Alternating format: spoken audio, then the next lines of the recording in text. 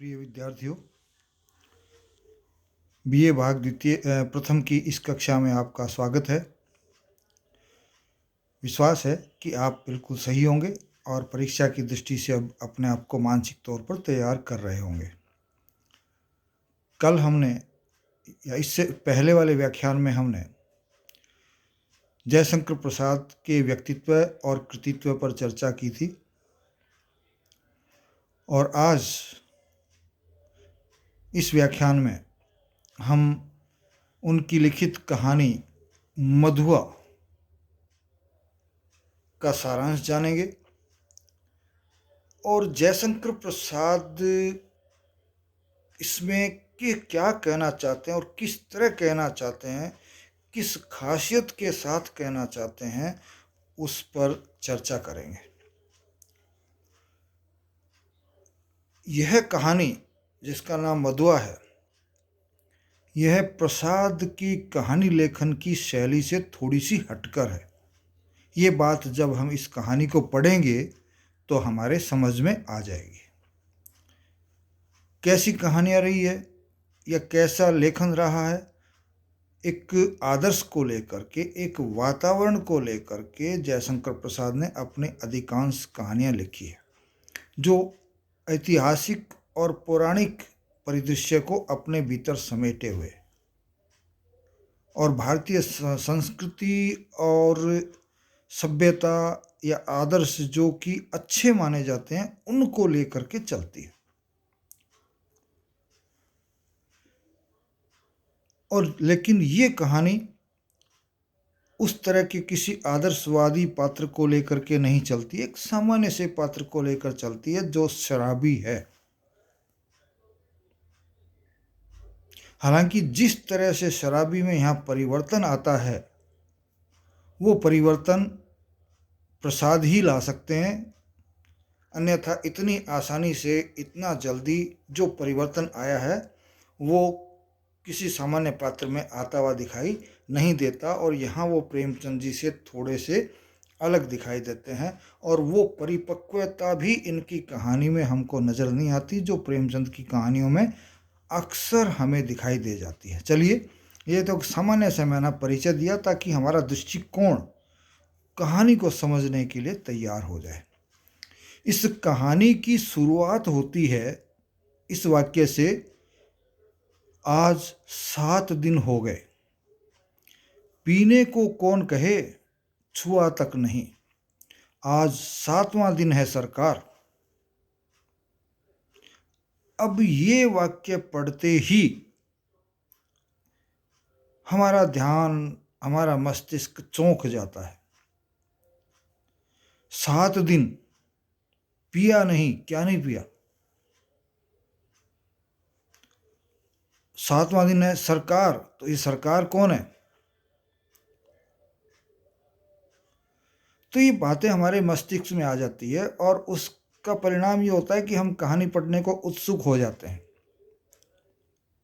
तो कहानी का शीर्षक और कथानक का प्रारंभ बड़ा ही सशक्त लेखक ने हमको यहाँ दिया है।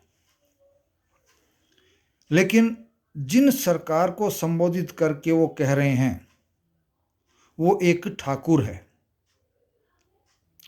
और ऐसे ठाकुर जिनका लड़का लखनऊ में पढ़ता है और खुद हालांकि गांव में रहते हैं लेकिन बीच बीच में अपने बच्चे से मिलने वहां आ जाते हैं।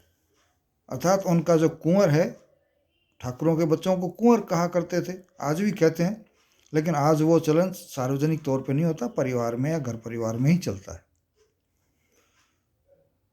तो वहाँ बच्चे के पास आ जाते थे और चूंकि वो खुद कहानी सुनने के शौकीन थे और शहर में उनके ज़्यादा परिचित नहीं होते थे, तो वो ऐसे लोगों को ढूंढते थे जो कि इस तरह की रुचि रखता हो, तो उनको ये शराबी मिला। तो ये अब आपको मेरी बात समझ में आ गई होगी कि कौन था जो ये कहता है कि 7 दिन से छुआ नहीं है, पीने को कौन कहे।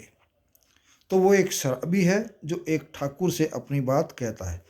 लेकिन अगली पंक्ति जो आती है वो है, तुम झूठे हो, अभी तो तुम्हारे कपड़े से महक आ रही है, आप जानते हैं कि शराब की महक आती है। अब बुरी या अच्छी वो एक अलग बात है, किसी को वो अच्छी लग सकती है, अधिकांश लोगों को वो बुरी लगती है और बुरी ही होती है। तो वो जो ठाकुर है वो कहता है तेरे कपड़ों से तभी महक आ रही है, तू कह रहा है 7 दिन से। तो तब देखिए कि वो किस तरह से शराबी जवाब देता है। वह तो क्यों अटक रहा है, इसका मतलब वो कहीं ना कहीं झूठ बोल रहा है।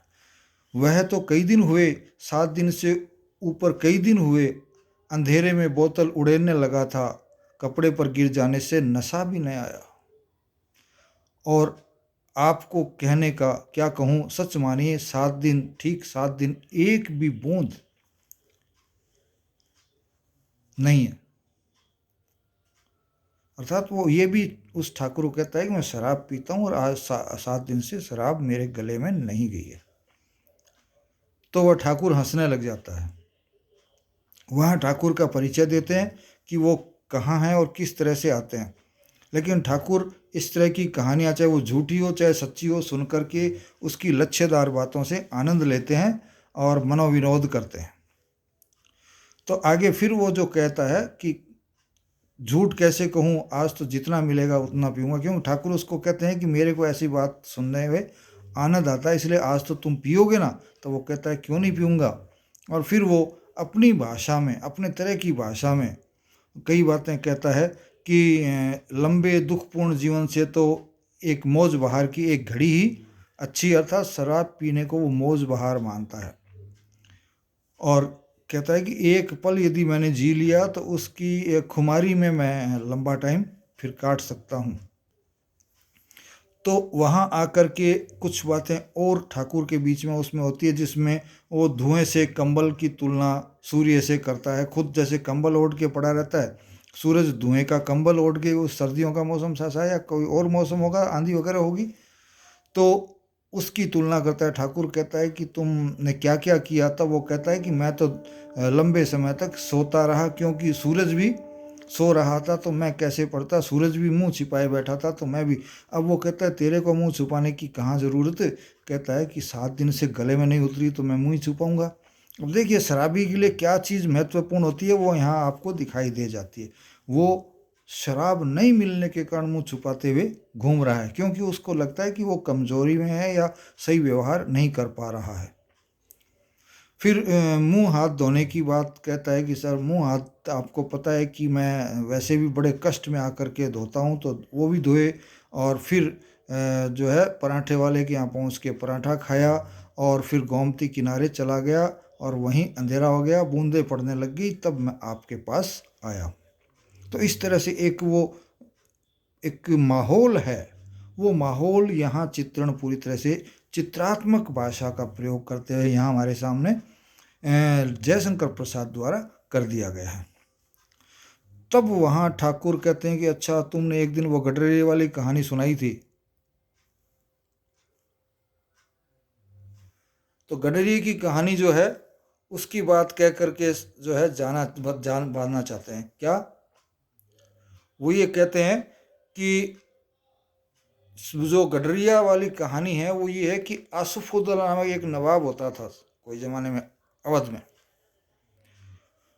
तो उसके पास जो है गई एक लड़की और उसने खुश होकर के उस लड़की को चने की बजाय और मोती डाल दिए उसके पल्लू में।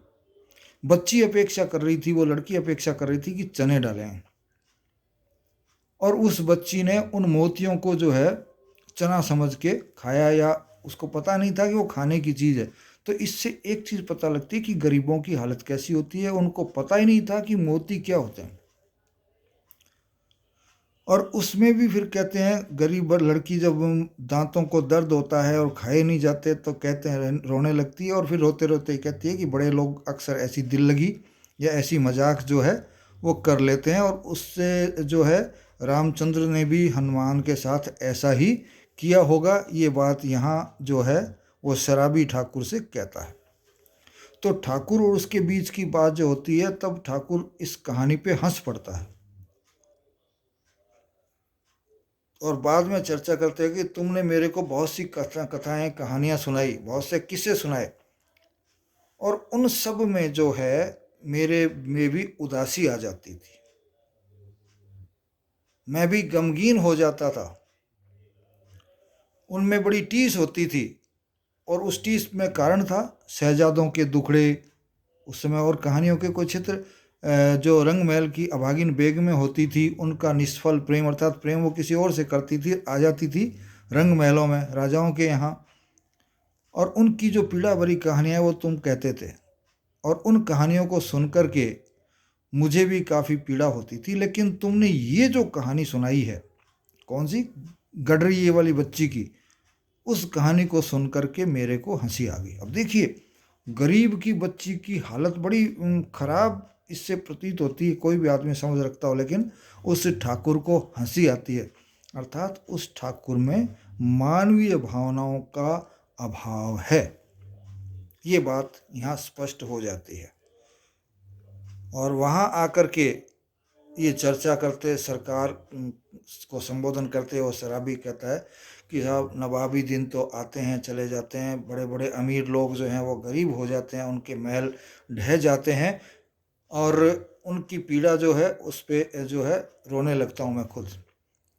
अमीर कंगाल हो जाते हैं तो बड़े बड़ों घमंड भी जो है वो चूर चूर हो जाता है, और इन सब के गम को याद करता हूँ तो मैं भी गमगीन हो जाता हूँ। उस गम को बुलाने के लिए ही मैं शराब पीता हूँ।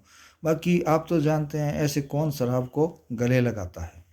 तो यहाँ ये कहानी आगे बढ़ने की तरफ काफ़ी हमको संकेत दे देती है कि क्या हो रहा है, अर्थात पैसे वालों की मनोस्थिति का एक हिस्सा यहाँ बताते हैं, तो दूसरा उस समय जो शोषित लोग हैं उनकी स्थिति, अर्थात पैसे वाले हैं तो वो भी गरीब हो सकते हैं। ये यहाँ बिल्कुल स्पष्ट जो एक समय का चक्र है उसका भी यहाँ लेखक ने हमारे सामने वर्णन कर दिया है। तो ठाकुर साहब को जो है अंगीठी के पास बैठे बैठे नींद आने लग गई थी, और आँख खुली तो उन्होंने कहा कि भाई अब मेरे को नींद आ रही है, तुम जाओ और ये 1 रुपया पड़ा है वो उठाओ और चले जाओ, और जाते जाते लल्लू को भेज दो। तो यहाँ फिर एक तीसरा पात्र आता है, वो है लल्लू। अब ये लल्लू कौन है? ठाकुर साहब का जमादार। और वह वहाँ से चल देता है और लल्लू को ढूंढता हुआ अब उस हवेली से बाहर निकल करके पास वाली कोठी के पास या कोठरी के पास पहुँचता है, और वहाँ उसको सिसकने की आवाज़ सुनाई देती है। और सिसकने की आवाज़ के साथ साथ उसको एक चीज़ और सुनाई देती है, एक कठोर आवाज़ जो ये कह रही है, तो सुअर रोता क्यों है?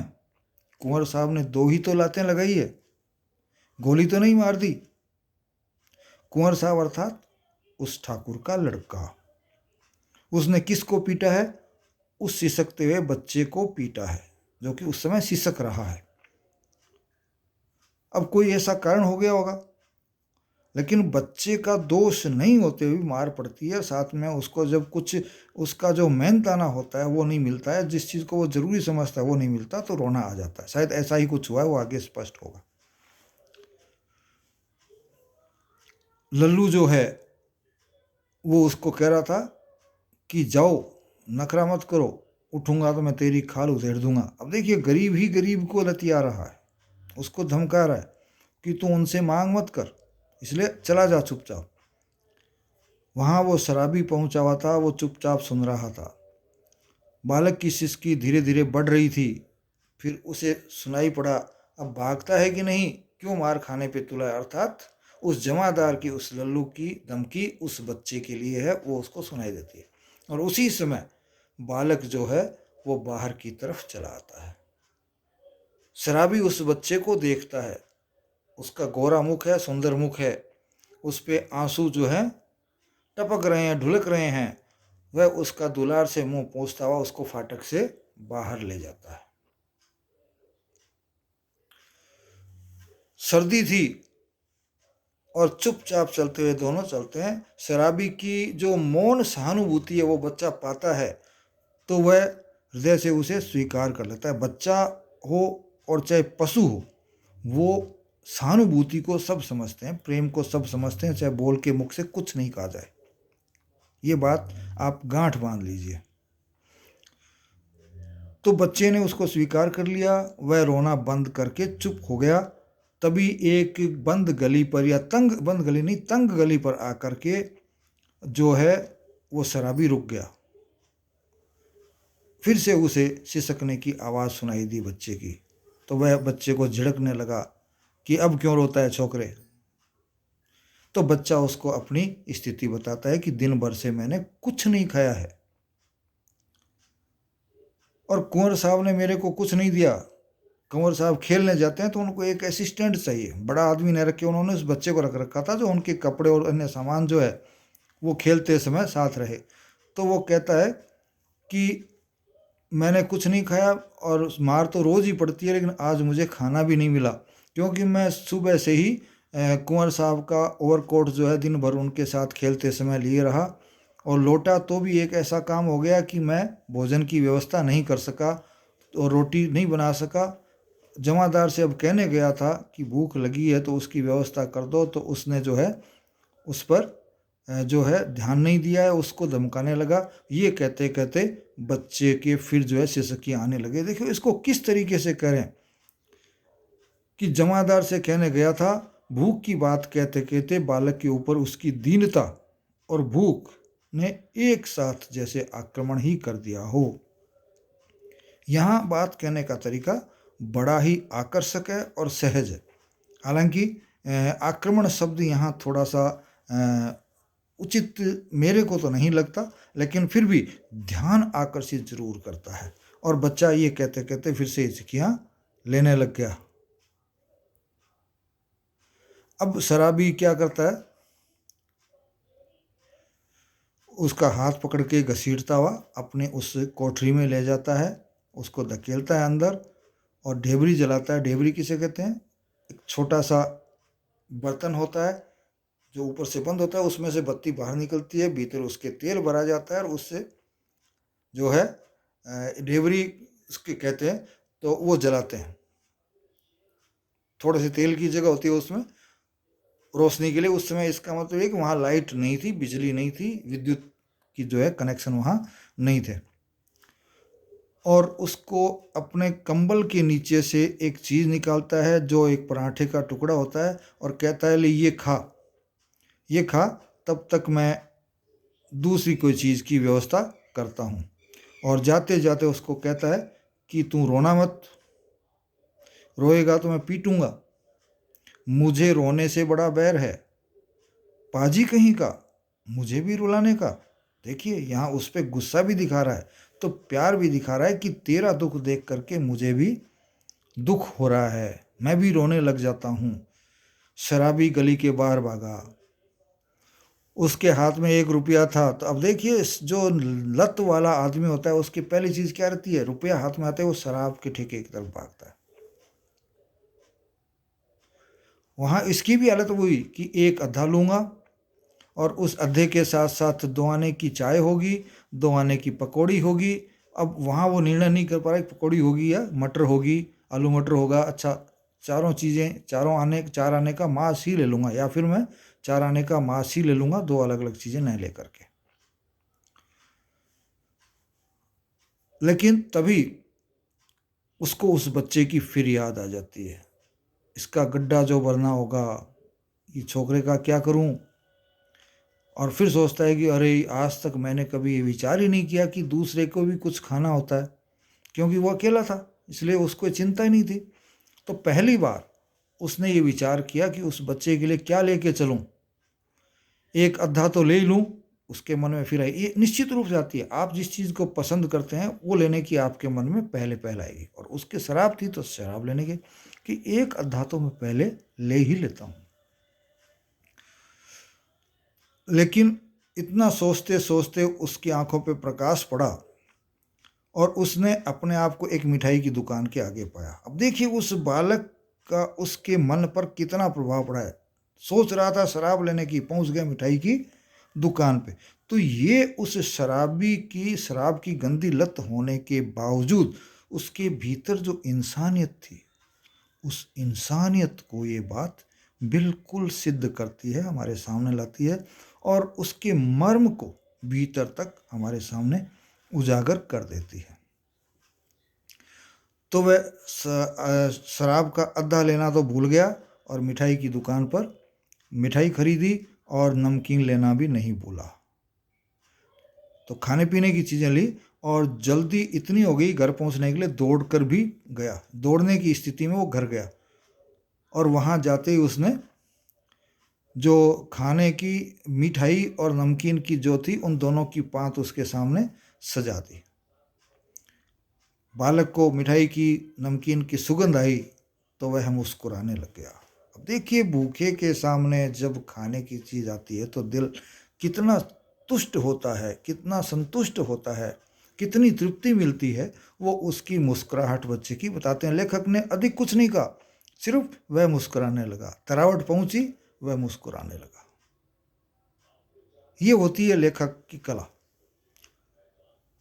तो यहाँ शराबी जो है मिट्टी की गगरी से फिर पानी लाता है और बच्चा जब हंसता हुआ देखता है तो कि नटखट कहीं का, सौंधी नाक, सूंधी खुशबू नाक में पहुंची नहीं कि हंसने लगा।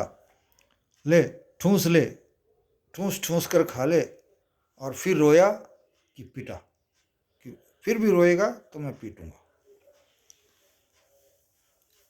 और दोनों ने भोजन किया किस तरह से, जैसे बहुत दिनों बाद दो मित्र मिल करके जिस तरह से बैठ करके खाते हैं उस तरह से दोनों ने भरपेट खाया। और उस सीली जगह पर, कोठरी में सीलन थी, शराबी था तो ध्यान देता ही नहीं था। शराबी ने पुराना कोट उसको उड़ा दिया और खुद कंबल ओढ़ के सो गया और सोचने लगा कि सोचा था कि आज रात भरपेट पीकर सोऊंगा, लेकिन वो भी नहीं कर पा रहा। ये छोटा सा जो है रोना पाजी कहाँ से आ गया। रोना पाजी, पाजी मतलब बुरा, ये रोने वाला पाजी कहाँ से आ गया, एक तरीके गाली है। लेकिन सुबह जब होती है तब का दृश्य लेखक यहाँ ले आते हैं।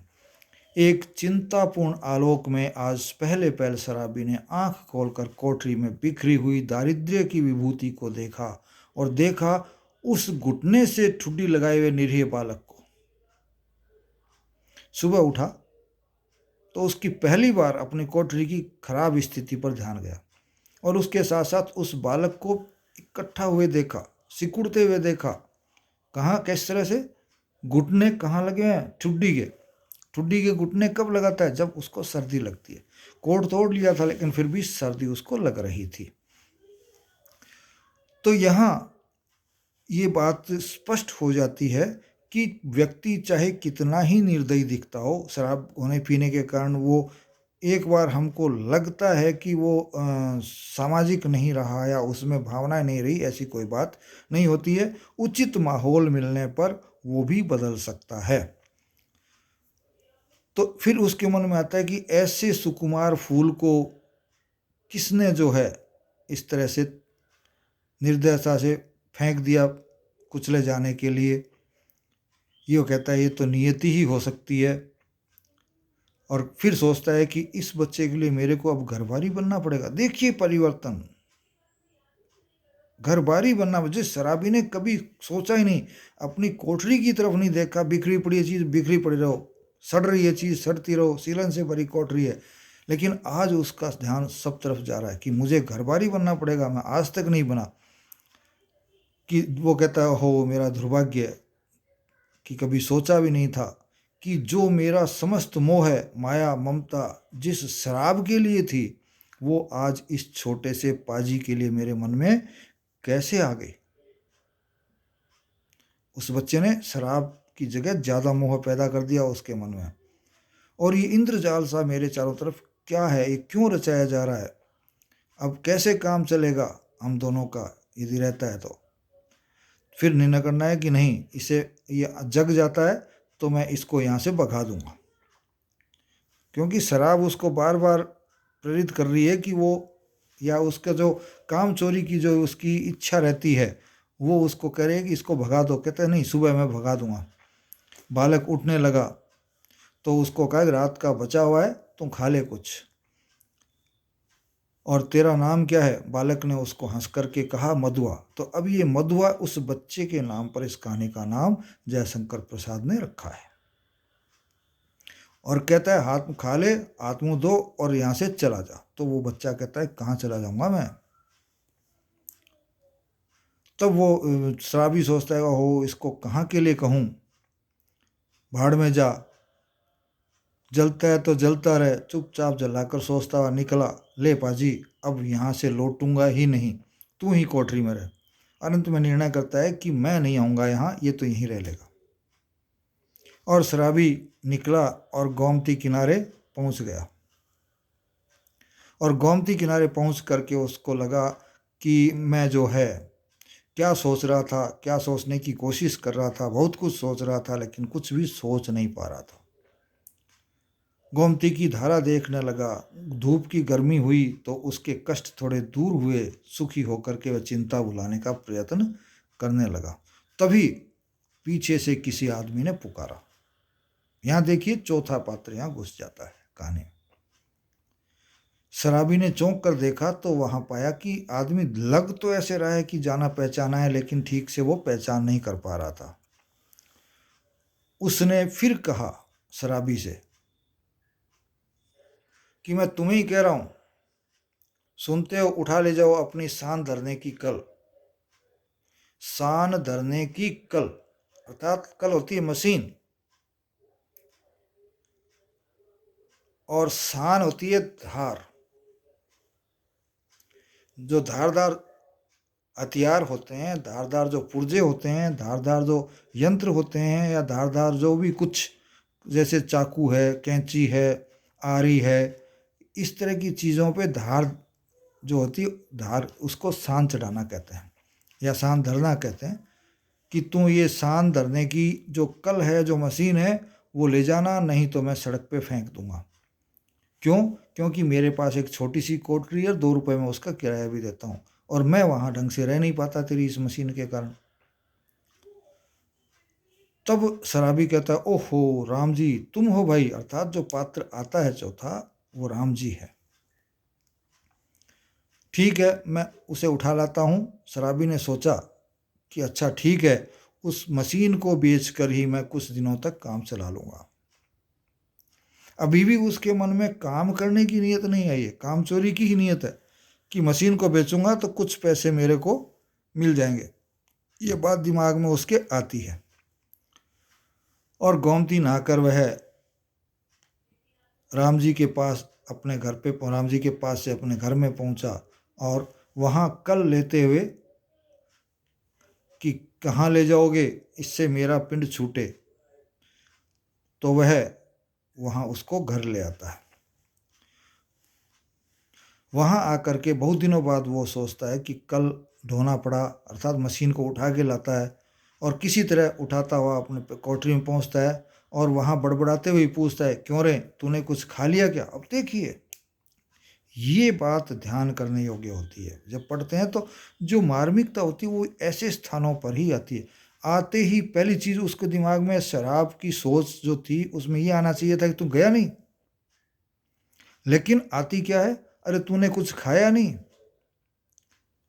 तो बच्चा कहता है कि मैंने तो खा लिया भरपेट, अब तुम्हारे लिए रखा है तुम भी खा लो। और वह ये कहने के बाद हल्की सी एक मधुर सी हंसी, क्योंकि उस बच्चे की मुस्कान तो अच्छी लगेगी लगेगी। तो उस रूखी कोठरी को भी उससे तर कर दिया, अर्थात उसने पूरी तरफ खुशियाँ बिखेर दी। शराबी क्षण भर चुप रहता है और उसके बाद वो मन ही मन जलपान वो अपना जो है खाना पीना करता है और चुपचाप जलपान करने लगता है और मन ही मन सोचता है कि ये भाग्य का क्या संकेत है, कि भाग्य कहीं मेरे को ये तो नहीं कह रहा है कि चल तुम काम पर जा, इस बच्चे के माध्यम से जो काम चोरी पकड़ ली थी, जो हरामखोरी पकड़ ली थी, वो छोड़ और काम पर जा, कि काम कि दोनों मैं काम करूँगा तो दोनों का पेट भरेगा। कि अब तक तो जो किस्सा कहानियाँ सुना करके अपना पेट भर लेता था, शराब पी लेता था, लेकिन अब बिना कुछ किए काम नहीं चलेगा। ये सोचते हुए जल पीकर बोलता है कि मधुआ अब तू कहाँ जाएगा। उस बच्चे से कहता है कि तू कहाँ जाएगा। बच्चे का फिर वही जवाब होता है कहीं नहीं। अब यहाँ फिर जो है एक मार्मिक स्थल आता है। और वो कहता है ये लो, तो फिर कहाँ जा जमा गाड़ी है कि मैं खोद कर तो तुझे खिलाता रहूँगा, कि यहाँ कोई खजाना थोड़ी जमा है जो मैं तेरे को उसको खोद खोद के खिलाता रहूँगा। तब कोई काम करना चाहिए, करेगा। बच्चे से कहता है करेगा, तो बच्चा कहता है जो कहोगे वो करूँगा। तो अच्छा, फिर कहता है कि मेरे साथ साथ घूमना पड़ेगा, यह कल जो मैं तेरे लिए लाया हूँ उसे शान देना सिखाऊंगा, और कहाँ इसका कुछ ठीक नहीं है, अर्थात ये मशीन थोड़ी सी खराब हुई हुई है तो इसको ठीक करूँगा। और एक बात फिर पूछता है कि क्या तू पेड़ के नीचे रात बिता सकेगा, क्योंकि धार देने का काम जो है घूमते हुए करते हैं, तो वहाँ मकान कहाँ मिलेगा, कभी पेड़ की छाँव में, कभी कहीं कहीं कैसे किसी भी जगह आराम रात को कर सकते हैं। तो बच्चा क्या कहता है, देखिए वो क्रूरता यहाँ स्पष्ट होती है। जो ऊपर उच्च वर्ग के जो लोग होते हैं वो किस तरह से गरीबों के प्रति क्रूरता करते हैं, वो यहाँ झलकती है। बच्चा क्या कहता है, कहीं भी रह लूँगा, उस ठाकुर की नौकरी न कर सकूँगा। देखिए, एक जगह रह कर के रोटी पानी मिल रहा है तो भी वो कहता है कि नहीं करूँगा वहाँ। तो शराबी ने एक बार फिर स्थिर दृष्टि रखते हुए उसको देखा। बालक की आंखें दृढ़ निश्चय से सौगंध खा रही थी कि मैं ठाकर के पास नहीं जाऊंगा। फिर शराबी ने सोचा कि बैठे बैठे ये हत्या कहाँ से लग गई, मुझे तो शराब न पीने की सौगंध भी अब खानी पड़ेगी, वरना ये बच्चा मर जाएगा। और वह स्नान करने के लिए जो चीज़ें साथ ले जाने की होती है वह, और थोड़ी पहनने ओढ़ने की जो चीज़ होती है वह, दो जो है चीज़ों को बांधने लगा, बटोरने लगा, और दो बोझे बन गए। और शराबी उस बच्चे से पूछता है कि बोल तू क्या उठाएगा।